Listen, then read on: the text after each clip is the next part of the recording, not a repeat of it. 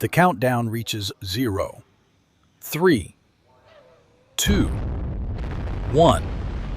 Ignition.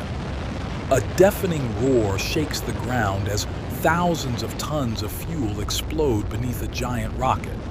Flames, hotter than molten lava, burst from its engines, and within seconds, the vehicle begins its journey toward the stars. But here's something most people don't realize. More than 50 years ago, humans landed on the moon. Yet, despite all our modern technology, despite powerful computers, advanced spacecraft, and billion-dollar space programs, we have never returned. Why? Was this fake or real? Why did humanity accomplish one of the greatest achievements in history and then stop? To understand the answer, we first need to understand just how difficult reaching the moon really is. Before we begin, please note that every documentary presented on this channel is built upon in-depth research, trusted sources, and verified information. Welcome to UncoverLand. The moon may look close in the night sky, but it is nearly 384,000 kilometers away from Earth, a journey that takes astronauts around 3 days to complete. To make that journey possible, NASA built one of the most powerful machines ever created, the Saturn V rocket. Standing over 110 meters tall, it was taller than a 30-story building. At launch, it weighed nearly 3,000 tons, yet most of that weight was fuel. In fact, a rocket burns fuel at a rate that makes even the largest vehicles on Earth seem tiny by comparison. A family car may use a few liters of fuel to travel several kilometers. The Saturn V burned thousands of kilograms of fuel every second. Every second. Imagine filling hundreds of cars with fuel and using all of it almost instantly. That is the amount of energy required just to escape Earth's gravity. Within minutes, the Saturn V accelerated to incredible speeds. By the time it left Earth behind and headed toward the moon, it was traveling at nearly 39,000 kilometers per hour. To understand how fast that is, let's compare it with vehicles we use on Earth. A typical passenger airplane flies at around 900 kilometers per hour. The fastest fighter jets can reach roughly 2,400 kilometers per hour. Impressive speeds by Earth standards. But compared to a moon rocket, they are not even close. The Saturn V was more than 40 times faster than a commercial airliner and over 16 times faster than a fighter jet. At that speed, you could travel around Earth's entire circumference in just about 1 hour.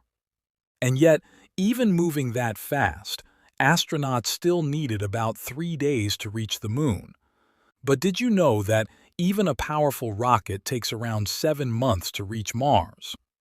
How incredible the endless expanse of space really is. As the rocket climbs higher, astronauts experience crushing forces pushing them into their seats. Their bodies become heavier. Breathing becomes harder.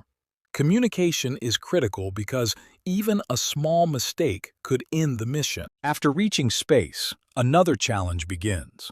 The astronauts are now traveling through an environment completely hostile to human life. Outside their spacecraft, there is no air, no pressure, no protection from radiation. Temperatures can swing from scorching heat to freezing cold. For 3 days, the crew must rely entirely on the spacecraft for survival. Every breath, every drop of water, every piece of food, everything must be carefully managed.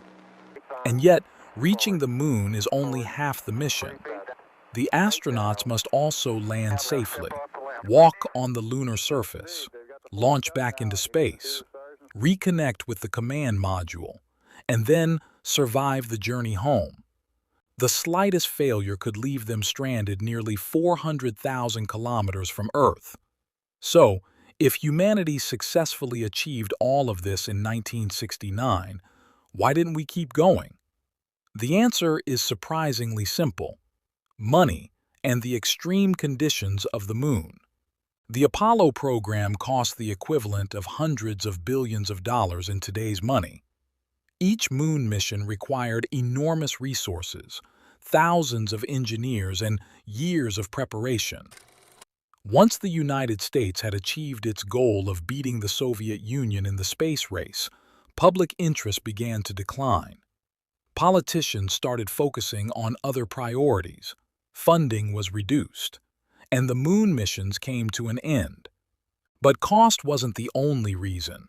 The moon is an extremely dangerous place. There is no breathable air, no liquid water on the surface, no protection from radiation. Lunar dust is sharp, abrasive, and harmful to equipment. Every mission carried significant risks. As technology improved, many scientists began focusing on new goals, including space stations, robotic exploration, and eventually Mars. For decades, humanity looked beyond the moon. But today, that is changing. NASA's Artemis program aims to return astronauts to the lunar surface for the first time since 1972. This time, the goal is not just to visit. The goal is to stay, to build bases, to test new technologies, and to prepare for future missions deeper into space. More than half a century after the last footprints were left in lunar dust, It's one small step for man, one giant leap for mankind. humanity is preparing to return. Because the story of the moon was never finished. It was only paused. And the next chapter may begin very soon. If you enjoy in-depth, research-based documentaries, don't forget to subscribe to UncoverLand and stay with us for more incredible journeys into the unknown. Thanks for watching.